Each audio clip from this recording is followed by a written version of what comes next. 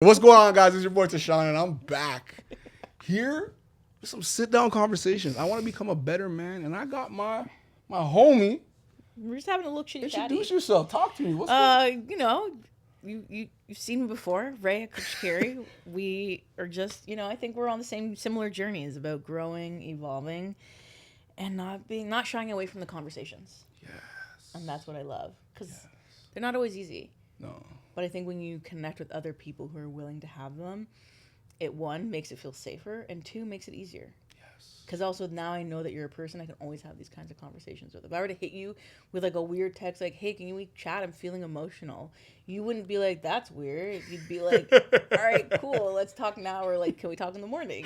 100%. You know what's funny? Like I see that as one of my superpowers is to be able to step into that and be like, oh, like, tell me, how does it feel? How does it feel in your body? Like, tell me more about it. And I also feel like I could go to the side of like, no, listen, you need to do more, or you need to like actually you gotta step up here. 100%. You're not being honest with yourself. No, we don't want yes men. No. Don't want yes men. And that's what I'm learning in this season. It's so hard. But it also is, like, we say we don't want yes men, but then when you actually interact with people who are not, it's almost, I don't want to say jarring, but it's almost hard to receive because it's so not something we're used to. Like when you're being called in on your behavior or something you've done or characteristics you've had for a long period of time, it can kind of feel like a personal attack, even though it's not. Like I've had close friends who've known me since high school who've been like, hey, like, we'd love it if you could be a little bit better with your communication. And in the moment, I'm like, because it comes from a good place. Yes. I have so many people that reach out to me. I have so many people that I want to talk to, and that's important to me. So I actually overpromise and underdeliver. I'll be like, yeah, we can do this. And then it's not in my cal and it doesn't happen. Or I'll call you tomorrow. Not in the cal, completely forgot. And for someone who cares about me, that can hurt because I still said I would call and I didn't call. Whereas on the flip side, it's like I said I want to call because I do want to call, but I maybe should have said, hey, I don't have the capacity for that this week. Let me call you Monday at noon. So that was something I had to work on that I didn't necessarily realize that it was hitting the people close to me like that. And had someone not told me, I would have not taken the time to probably focus on that because in my mind, it's like, I'm trying. So that's why I think it's important for us to all differentiate between intention and impact. Because my intentions were never to ignore anybody, but the impact was still hurting people. I actually relate to that so much. And I was like, I want to ask you because like, what's the gap there? Because it's like, even me, it's like, sometimes I feel like I just say shit. Like, yo, I got you. Yo, link me tomorrow. I got it. And then it's like, you link me tomorrow, go straight to voicemail. And it's like... Same. I'm like, oh, I forgot I was in D&D the whole day. Silent, ignore like everybody. I think that it's the intention versus impact. Because the why and the value and where we're coming from is because we care about everybody. We want to be able to have everybody's back, but we have to pause and actually look at our capacity. And that's why me and you, when we first started hanging out, we struggled with that. But because we're similar, no one took it personally. It wasn't even personally. You know someone cancels on you? You're like, Yeah. Perfect. I needed that hour because I actually am triple booked. Or we'd be like, yo, let's meet up next week. And then it's like next week came and went. Today I had 3 meetings at 11. But you were late. I was like, bless. That's why I was like, he's not going to be bad. He's not going to be bad. Like, I'm going to be late. No worries. It's all good.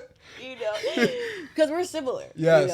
But then me and you both were like, okay, let's actually lock it in the cal. Yes. And get the time in there so that we have more of these conversations. So I think it's like that self-reflection piece, or something I like to call like self-inventory. Like really reflecting within yourself on how you're showing up, because you're not always going to have the good people call you in and let you know. So you have to check yourself.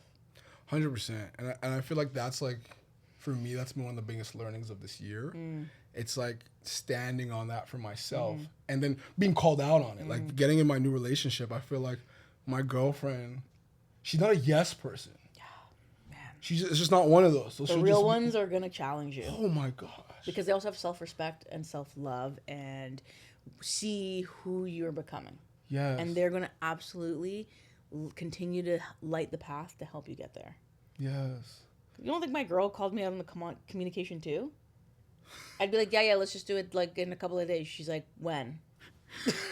Time.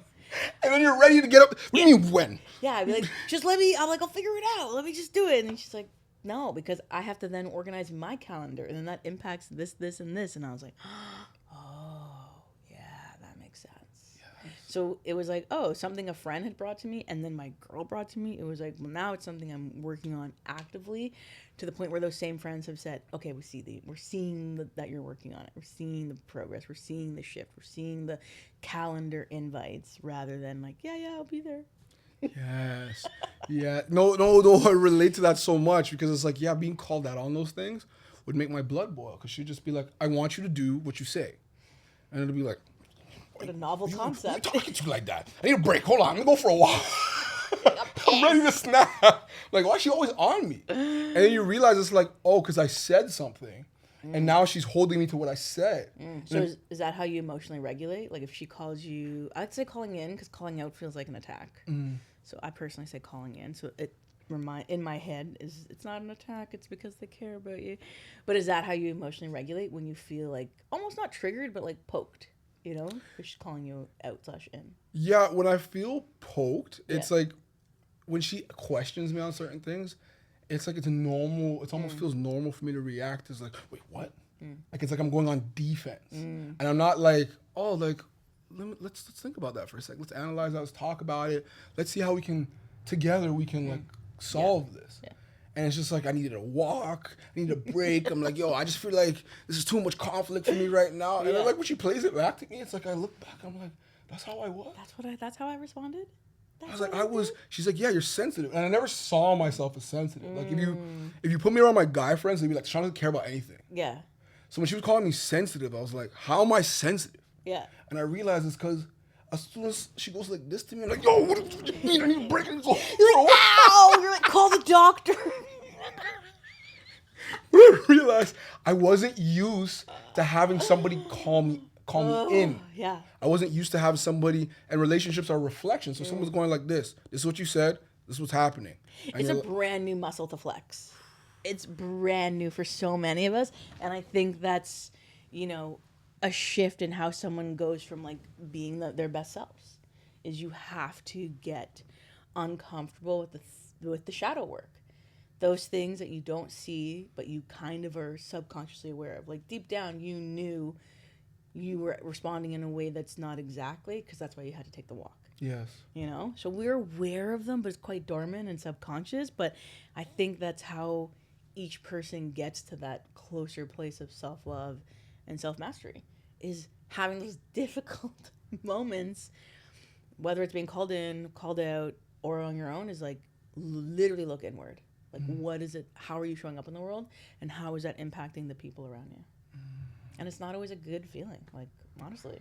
No. But it feels so much better to be on the other side. Yes. Like, when I respond in the way that I want to, in the way that I know I can, versus the defensiveness or the triggeredness or the angry, it's like, oh, it's a whole different world. Yes. I was triggered the other day, just like, past stuff coming up. And typically when we're triggered, at least for me, often the emotion that's there is like anger or defensiveness. Yeah. Or combative or something like that. And because I've been doing so much of work on my emotional regulation, I called my girl, and as she's responding, I hung up. Not cool. Don't do that. Mid-sentence, bro. Oh my God. And then I was like, oh my God, that's not how I want to show up. That's not how I want to respond. That's also not something I like when someone does to me. And she was on her way home. So instead of being like, well, why'd you do this or why'd you do that? Instead, I dropped into my feelings and recognized that what I was feeling had nothing to do with her. And then it brought me to sadness, because then I was disappointed about myself. So when she got home, the first thing I did was, I'm so sorry I hung up on you. I was feeling this. And because I showed up like that, it allowed her to drop into her feminine and be like, it's okay. I totally understand. Like, what do you need? How do we move through this? Instead of it turning into what could have been an argument. And so that's the work of the emotional regulation, that before it even got to a bigger situation, I was able to call myself in. And that is a huge game changer and something I wish I had known how to do better when I was younger. Yes. Game changer. Because then at the core, it was sadness and fear instead of what was showing up as anger. That's relatable. Because I feel like that happens for a lot of men. Like, we feel so comfortable just being like, yo, I'm angry. But the anger is the only thing we've been programmed to express. Yeah. So it's like it comes out as anger, but it's something else. Yeah. Because I have conversations with some of my friends, and they'll be like, yo, I'm not upset. I'm not hurt. I'm not sad. And you're looking at them, and you're like, brother, there's a vein. Brother. There's a brain in your temple. You're something's like you're hurt. You're sad. Yeah. No, I'm good. And it's like there's this reluctance to show 100%. Emotion, and I feel that because even me, like I thought I read all the books. I'm doing the work, doing this at, you go to things and you do this. Oh, yeah. It's never ending work though. Go to events, I'm snapping. I'm like, yes. It's never emotional ending regulation, inner child. Yeah. Like I could say the words. Yeah. But then when I was challenged in a real relationship, it was like, yo, who are you talking to? Right. Talking about it versus actual implementation are so different. How do we, you said you wish you had gotten there sooner. Mm-hmm. What would have gotten you there sooner? You said you wish you knew, like when you were younger, you wish you had these emotional regulation skills. How would you have gotten there when you were younger, looking back on it now? Yeah, it's a good question. I think I've always been good at emotionally regulating in general. Like if you've ever seen me out or someone does something or like, if someone or stranger yelled at me, I would be the person who would take a deep breath and be like, that's a you thing. I'm not really a reactive person.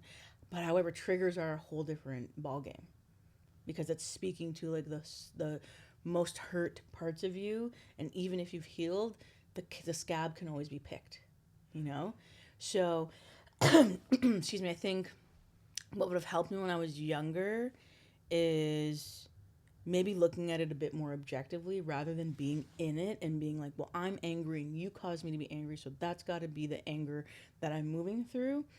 Peel out and look at it objectively and get more to the, I might be angry and that's okay, but like where did this really stem from? And now how do I put that in practice consistently? Because I know how to do that, but it's how to put it in practice in that moment. Yes. Because in that moment you wanna argue.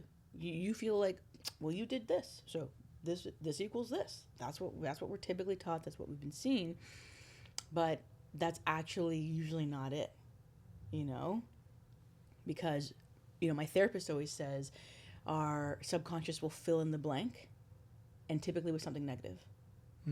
So let's say your partner or someone close to you or whatever is doing something, and you don't have the full details, and so immediately, because that might be not a safe space for you because of your past or whatever, your subconscious is going to start to be like, well, they must be doing this, or they're talking about me, or this or that. You don't know. And none of that is probably true. So instead of being like, well, because I know I'm thinking this, I'm going to go and argue about that. But you're arguing a story. You're arguing something you just made up. So that's the work, is to peel back. And instead of coming at it from, well, I'm angry because you guys are probably talking poorly about me, you show up as, hey, how did that go? I've had people talk poorly about me before. I'm just wondering if anything came up that you can give me a heads up about. One's inviting the conversation in from a mature level, emotionally regulated place, and the other is just a triggered, angry place that's just gonna cause more problem, add more fire to the fire. It's really interesting how you're framing this, because I'm seeing it now as almost like the emotional regulation was a skill you already had, but it was the triggers that you had not explored. Not as much, yeah. Because you sometimes I feel like you explore the triggers that come up the most, or a bit more like a little surfacey. But when you're dating someone who you deeply love and want to be better for, and challenge with more openly challenging yourself, which relationships will do that, right? Because they're the mirror. So no one's going to call you out better than the person who sees you for you every single day. I think that's when it got deeper, for sure. Yes. Because I think that's what I'm seeing. Because, like, I thought, I'm on the stage talking about, Emotional We're regulation. talking about it. We're here. You know, I'm making TikToks about it, you know. Because I actually saw a TikTok the other day. This woman was talking about, I was like, these men out here playing like they healed on social media, on stages, and then at home they're yelling at their wife. And they're like, what? How? And then I'm like, when I was in the situation, I was like, Yeah. oh. 100%. And it's way easier to talk about someone else's stuff than yours, right? Like everyone loves hearing the tea when it has nothing to do with you. Like, Aisha Curry did it. It's like, yeah, you ready to talk about that. But when it's right, when you have to look in the mirror, it's yeah. And then that all transcends because how you're showing up in your romantic relationship transcends into how you show up in your personal friendships, business. So I feel like you're constantly learning. That's why I really think it's a never-ending journey. Yeah. Because I've been doing this work for at least, like, actively, like, scholarly, like, 15 years. Nice. And there's still more to learn. There's things that I'm learning. I'm like, what? Why am I learning this at 39? You know? And then I got sad. I'm not going to lie. I got sad for a minute being like, why is it that I'm learning this at 39 as someone who's as educated and has had privilege and opportunity in my life? And it's like the shadow works so well to not be seen.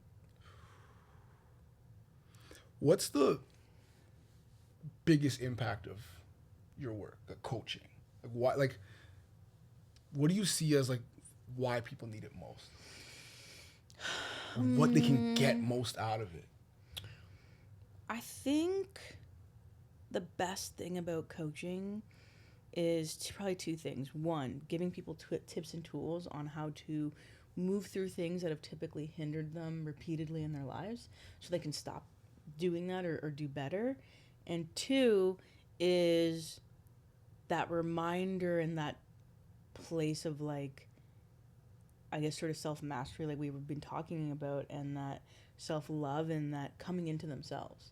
A lot of people feel like they need to be fixed, and that's a myth. So I feel like with coaching, people learn that you don't need to be fixed, but there's things that you can improve upon. Yes. And that demystifies it a bit and takes away the shame and allows people to then really lean into who they want to become and who they're meant to become. And to me, that's the best. You know, I never want to have clients for long periods of time because my job is to help you move through something and build tools. And then I want you to not need me anymore. That is my measure of success as a coach, is that you no longer need me. You know, so I usually take clients on for 3 to 6 months, one-on-one, weekly. And then after that, it's ad hoc, meaning you need me once a month here and there, or you had something big in your life happen. But none of my clients are consistent weekly after 6 months. I want you to be so prepared and that I was able to help you do that. And if not, then that's okay, and I can refer you to somebody. But, yeah. I love that. Like, it's so funny because I think that's what made me want to get into this field was exactly that. It was that feeling of I see a different version of myself that I'm emerging into, and I just felt like I needed support in getting there. And sometimes you can't always get that support from whoever's just around or in a book or sometimes you need somebody to just actually reflect that too, especially when you're not like I was a single guy, so you know I wasn't in no relationship or something. I wasn't in no relationship where someone could, because anybody said anything to me at those times, I was like, yo, okay, listen, we're not having that conversation. But I felt like I needed like someone to help me through that growth. Yeah, I think everybody needs that. There's not one person that doesn't need support. There's only so much a person can do on their own. There's only so far you can take yourself. Each person will need support. Each person will need a mentor, a coach, a therapist, something of some kind that's external to them. And I think that's a beautiful part of life, is that we're literally all figuring it out and in some way on this journey of learning and growing and sharing. When I learn something and I share it with you, or you learn something and share it with me, now it's more embedded in you, and we're helping each other. Like, that to me is community and supporting humanity overall. Yes. And that is like amazing. Yes. When it comes to coaching, and I've started doing this for a bit myself, and one of the biggest challenges I've been finding was finding your voice. Right? Like, so even like hearing you speak right now, you speak in a certain way that's very like, it's like it's soft, it's endearing, it's Oh my God, like thanks. it's like it feels like a hug. Yeah. Do you find you have to adjust your style depending on who you're speaking to? Because when I think about it like this, when I listen to different coaches or different motivational speakers, even there's some people that are like a Jay Shetty. That's like, how does it feel in your body, in your mind, in your soul? Like, and then there's someone like E.T. that's like, you gotta get up, get out there, and do the thing. And they're two different types of styles, and they both speak to me in different moments. As a coach, how do you find like your style will is it dynamic and changing as to who you're working with, or does it kind of just? Yeah, I think that's a good question. I think that is going to be different for each person. For me personally, because I feel like I have so many different parts of me, and like my intersectionality and doing this work has really been part of who I am, like even just through my story and switching schools and being bullied. So I would say that I have a foundation, and that foundation equates to about 80% of how I speak and show up. If you were to go back to even 10 years ago and look at any of my podcast interviews or my keynotes, it's going to be the same. Okay. However, let's say I were to meet someone with you.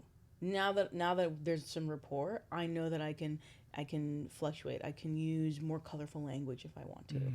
Whereas if I'm going corporate, then I'm going to keep it, dialed in on a little bit less. Yeah. Hey. I'll do the corporate sit. I'm just stretching my back. But whether I'm corporate or you or a student, part of my foundation is I also never cuss. Yes.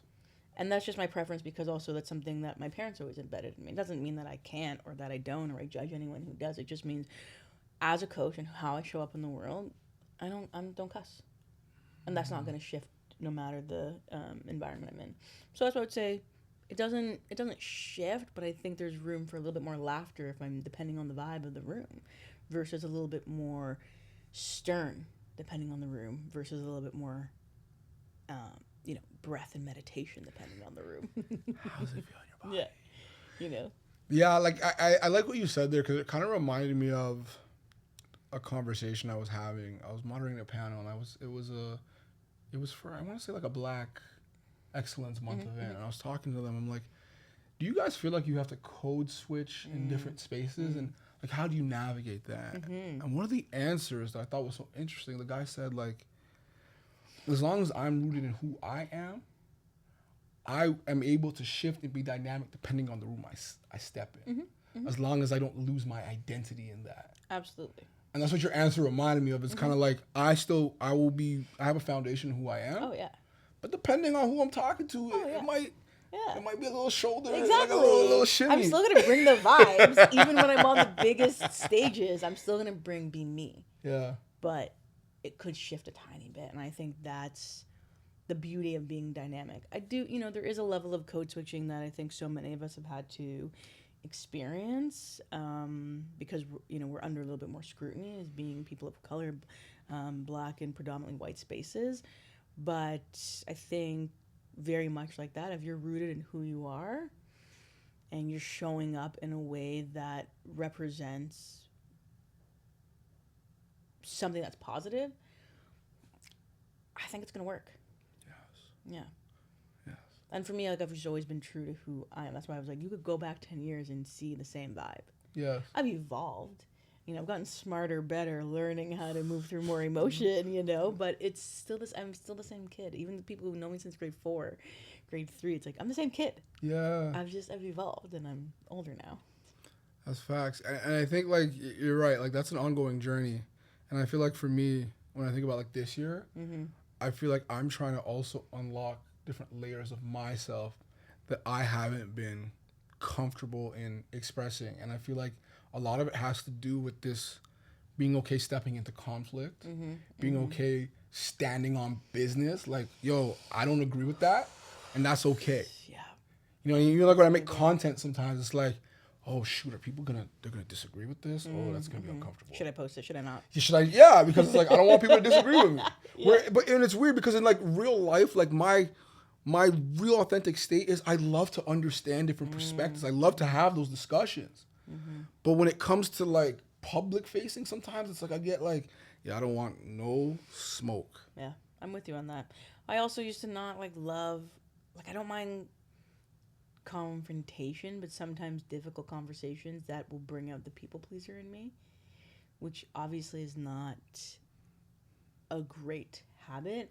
And it's not something you want to do forever or do too much. If it's out of balance, I think there's reason to compromise, but very much like the communication. So the communication and the difficult conversations were kind of similar because I'd be like, yeah, I'll totally be there. And then instead of being like, hey, I actually can't make it, I would wait till like 10 minutes before and be like, can't come. I do that too. Why? So that's like, these are things I'm working on. And it sounds ridiculous saying it now. That's why we're laughing, because like it sounds absurd when you say it back to yourself. Like, why would I do that? Because there's a part of it that's also like, well, maybe I'll figure it out. Maybe I'll be able to move enough around to make this work. So I don't do that anymore. No, I laugh because A, I do it, and B, it's like, you know what's funny? My dad grew up doing that to me. And it's just like, it's like comical. Like now we can laugh about it because I'm just like, this guy's ridiculous sometimes. So He'll be like, yo, I'll be there in 5. And then you won't hear, like it's like he wasn't even coming. And back in the day, you're like, this guy, like, what happened? Was he on his way? Or was he just not on his way? Like, because you know the ones where it's like, I would do this too. I'd be laying in bed, be like, I'll be there, I'm on my way. But you're not. But I'll still go. But I wasn't on my way. Why didn't I just say like, yo, I'm still in bed, I'm just going to get ready? Or I'm running late. But I'll say I'm on my way. Right, because it's a level of people pleasing, but it's actually just not honorable, Like, it's like, why not just communicate to let that person, so that's what I try to do now. Like, I'm going to be a little bit late. And because you have that information, you knew you could take a call. So I feel like once I was able to also, like, respectfully, my mom also called me in on it. Yes. She'd be like, you said you were going to call, and then you didn't call. And she's like, but I dedicated that time, and I could have done other things. So now you're not thinking about my time. And then to hear it from your mom, I was like, So I'm really working on not doing that anymore, because I recognize that for me, it might be like, pew, pew, pew, I'm in the mix, I'm doing a million things, blah, blah, blah. But for the other person, they really dedicated their time, or could have done something else, or made the effort to cook the dinner I said I would come to, or take the train downtown because they're going to meet me, or whatever it might be. So all that to say is that we're all still learning. There's all things, every single person has more things they can work on, including coaches. I hate this theory of like, oh, you're a coach, that you should know everything and be perfect. Don't get me started. Like, just because I have the skills doesn't mean that I don't have things that I can work on as well. Yes. So you heard it here first. I'm working on things too. Me too. Like, I find like people, even me working in the mental health space. Yeah. People are like, you say you care about mental health, and then you're saying this, and it's just like, hold on a sec. Now I care about I speak on mental health, and I'm not allowed to make a mistake, or I'm not allowed to feel a certain way, or I'm not allowed to be upset about something. It's like, doesn't make any sense. I'm still human too. This is what I said the other day. I said something like, yo, I didn't know baseball was so athletic. That's someone got so mad at me. They're like, you speak on mental health and you're insulting baseball players. I didn't insult them. I was just impressed by how much athleticism was in the game. Probably isn't like your number one sport, so you haven't been watching it your whole life. No, right? and I never thought of it. Known that. And my definition of athletic was just what sports I've played. Yeah. So it's like, I'm not looking at, it's like if someone said they played poker and it was like they're athletic, or like a NASCAR driver. Yeah. It's not the first thing that comes to my mind when I think of an athlete. Yeah, and also baseball is like 9 innings, and half the time we see them just standing In pants, chain swinging, Chilling. sunglasses. So it's like, for doing all that, I'm not. But when it comes to shove, it's like, yeah, you need to be extremely fit. Of course. To swing the bat, to run, to catch. We get it. But that's also someone probably, like, that's a them thing. Oh, of course. Because a real person from emotionally, regulated place would have been like, yeah, I can get that. A lot of people think that, but I think it would be great for you to, explore it more, because maybe baseball isn't like the sport that you play. Something like that. It's like, why are you coming at me from behind the screen about this, of all things? Yes. And how does that even correlate? I'm talking about mental health, and it's like you're reaching person. And this is what I'm saying, and this is what happens, and it's like I get it. Like I get that people feel that like you have a certain image to uphold, and there's only certain things you can and can't say. And I will do that, but I also am a living, breathing person who's experiencing pain, trauma, hurt, all the things that anyone else is experiencing. I just happen to have the tools to move through it potentially better and faster. That's the only difference. And I say potentially because that doesn't even always mean that in those moments I'm going to have access to it. When we're triggered or mad or upset, we usually leave our logical mind and move into our reactionary or emotional, which is not where the best decisions are made. Yes. That's why the emotional regulation is so key, bringing it back to that, because that's what lets you get back to your logical brain. And I think if the whole world could do that, we would be in a better place. So let's talk through that for a second. So let me give you a scenario. Mm-hmm. Give my girlfriend, not to make her. You're like, I'm gonna give you a hypothetical. You're like, all right, me and my girlfriend. You know what? We did enough for her. Let's do one of my friends. Yeah. So one of my friends comes up to me and goes, "Yo, Tashawn, I feel like you're not a good friend to me. Don't call me anymore like you used to." Blood starts boiling. What? You don't call me? Pause. Okay. First of all, how did I handle that? Like, can we assess that? Bro, you don't call me like I used to? Huh? That was your initial response? Truly? No, that wasn't my initial response. But, like, say that was. Okay. I was like, no, it wasn't. No, I was like, we're going to talk off. Not in this day and age. I got the show. Not in this day and age. I really worked on that one. It's off-brand. Who you talking to, bro? Like, I thought you cared about mental health. That's what he would say next. So if someone had responded like that, that's immediately going into defensiveness. Yes. And it's not actually holding space to let the person communicate what they need to communicate. Even if the feelings are valid and that person does have validity to say, you don't call me either, that's totally fair. But in that moment, it's that person's responsibility to try to hold space for the person sharing. Mm-hmm. And then that could have looked like, you know what? You're right. I hear you. What's one? Maybe, I can try to do better. Or, you know what? Why don't we try to have a monthly call? Mm-hmm. But then on the monthly call, you say, I'm really happy that we're doing this, but I wanted to share with you that I had some feelings about feeling like you weren't calling me either. So now that person can hear you. Because if you just come at it like this, then no one's hearing anybody and we're getting to an argument and now we're not friends. And we've seen that happen time and time again, where friendships are lost over like potentially the smallest things. But I also recognize that in that moment, when you're caught off guard, and that person does say something that kind of irks you, it's really hard to pause and hold space. So that's why I like it when people give me a heads up. Yo, I'm about to come at you. Yeah, or like, hey, like, call you in. Yeah, like let me mentally prepare so that I'm in the right mindset, or in the right space to receive or recognize that this is a moment for me to hold space. I like that. It's not always gonna happen. Don't get me wrong, but I like that. What I love about that is like the person who wants to address something has an opportunity to say, "Hey, I want to talk to you about something that's bothering me later." So now you could be like, "Oh, there's something that they want to talk about." Some people that does for some people it does cause anxiety. It's like, just tell me now. I'm freaking out. Yes, yeah. But for some people like me, I kind of like it because I'm like, all right, I can mentally prepare to be in a space to just listen. It also is the quiet work. For the person who is more emotionally mature or intelligent or regulated, you're not going to get the pat on the back or the high five. You might not be able to come back and say, hey, this upset me too. You might have to just keep moving. Because if the problem has been resolved and now you have the monthly call and you're both honoring it, someone might be like, there's no point now. I'm good. It was solved. So that's something to be mindful of, that the person who is more emotionally mature will often feel like they're doing more of the work, and it's the work that you don't get the applause for. Wow. Mm-hmm.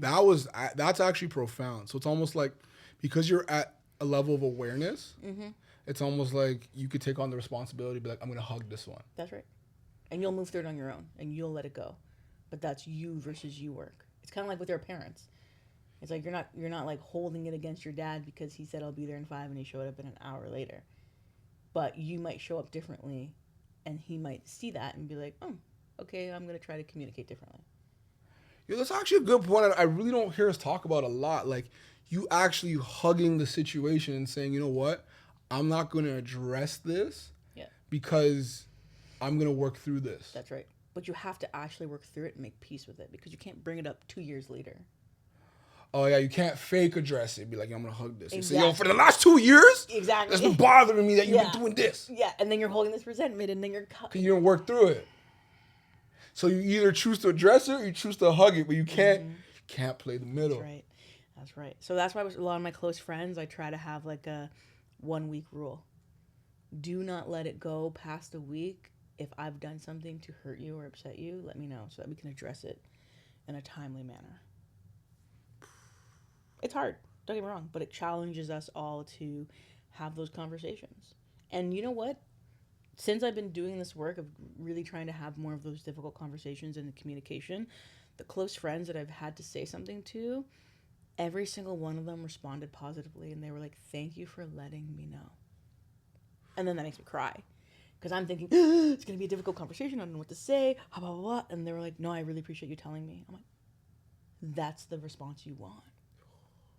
And I just historically didn't get those kinds of responses in the past, which is what made me feel a little bit reluctant to those kinds of conversations. So the real ones will show up the right way. Yeah, like I that actually reminds me of a clip that I watched from Jay Shetty last night. And he was saying something along the lines of like, I can't remember, was he saying with Mel Robbins? And they're saying like, yo, the people who you love, you should be able to say... Facts. You should be able to have the hard conversation. You should be able to have the hard conversation with people you love. 100%. And if having those hard conversations ends your relationship, it wasn't love to begin with. And I thought that was interesting. And it landed with me just in the sense of, I don't know how I feel about it, saying whether it was love or not. What I will say is that there is some truth to the fact that if we're so deep and connected, and you're my person, my friend, my homie, my brother, my sister, I should be able to have a difficult conversation with you. 100%. And it should not end the friendship. I agree. I think the one caveat is that each person still needs to do their work on their own to be at the level to receive that information in a positive way. A lot of my friends are emotionally mature. But there's some people who aren't. And so those are the people that might respond poorly when having a negative conversation. And that doesn't mean it's not love, but it means they're not there yet. And those are often the people that we just kind of create distance. That person, I love you, but you might not be able to be my best friend. Because if we can't have difficult conversations, then we're not going to grow together. Or we're kind of, one person has outgrown the other. But there's still love there. You know? It's tough. Very. Because I've navigated that over the last couple of years a few times. Oh, yeah. And I'm sure people have even thought the same about me. You know, people who've known me from high school versus now. Like, yeah, I'm sure I received difficult feedback differently in when I was 18 versus now. But a lot of them have also recognized that, and we're still in each other's lives. So the difficult conversation was maybe able to happen at 29 versus 18. You know, so sometimes that space is good, but if there's still love, you often find your way back in some way. And it may not be we hang out every weekend, but let's have a catch-up dinner once or twice a year. Yeah. And to me, that is like my measure of growth and abundance and community, because I'm still close, like in terms of the, you know, yearly dinners with pretty much most of the people I've gone to school with since I was a kid. So that means that whether they were mad at me at some point or not, we've been able to grow separately and come back to having that mutual love and respect for each other. This is a lot about both of your characters. Oh my God, thanks. It does. I'm out here trying. That's why I also say, like, I'm no better than anybody. I'm just learning and then sharing what I learn. Don't put me on a high horse. That's not where I want to be. I just want to be someone who's learning and will admit my mistakes, admit my faults, speak to them, and try to do better. It's not easy, but I'm just constantly growing. And I think if you're not growing, you're at a standstill. And then what is life? If you're not growing, you're regressing. That's not for me. That's a fact. What would you? Last question. Yeah, this is the last question. We could go. Chill. You didn't feel the wrap up of my voice. My bad. You didn't hear the My bad. You know my grandma doesn't get off the phone. She goes, "Okay then," and you know like when you say okay, you hear that okay, you're like, "Oh, conversation." No, my bad. I almost did the okay. Okay. My bad. I didn't let you have your closing moment. So No, let's try that again. It was, or keeping this in. This was a closing question. The question really is like, if based on everything we talked about today, what's one thing you'd want people watching this to take away, or to actually not even just take away, step into? I would say two things. One is that having external support is going to be a game changer no matter where you're trying to go in life.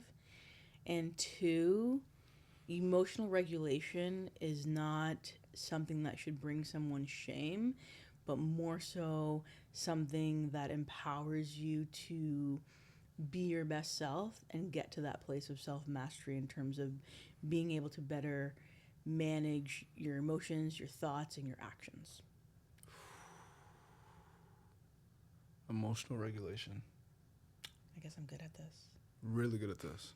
Really good at this. Yeah, it's a skill a lot of us sometimes think we have in certain areas. Oh yeah.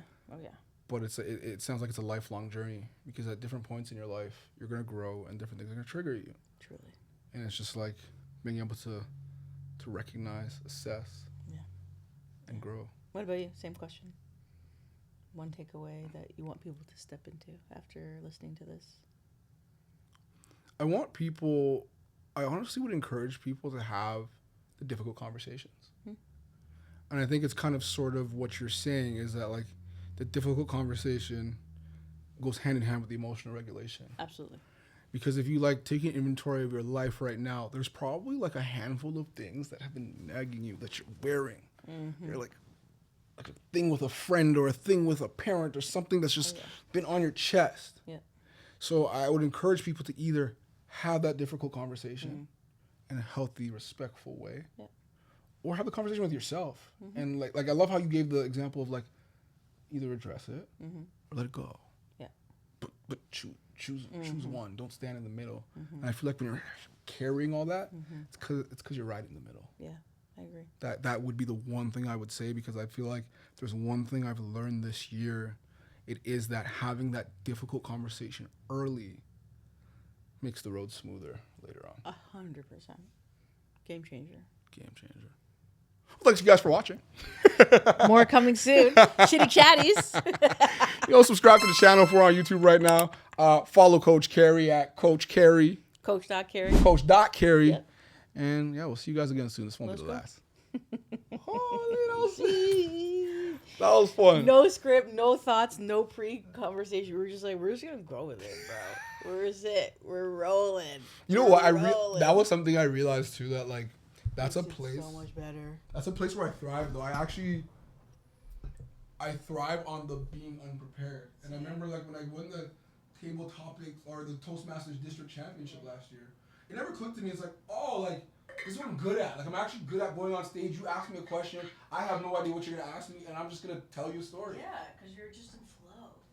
When you prepare, you're just like, and then you're like a robot, and that sucks. Only few people can. Some people are very good at the scripted versus some people like us who are like very good on the spot.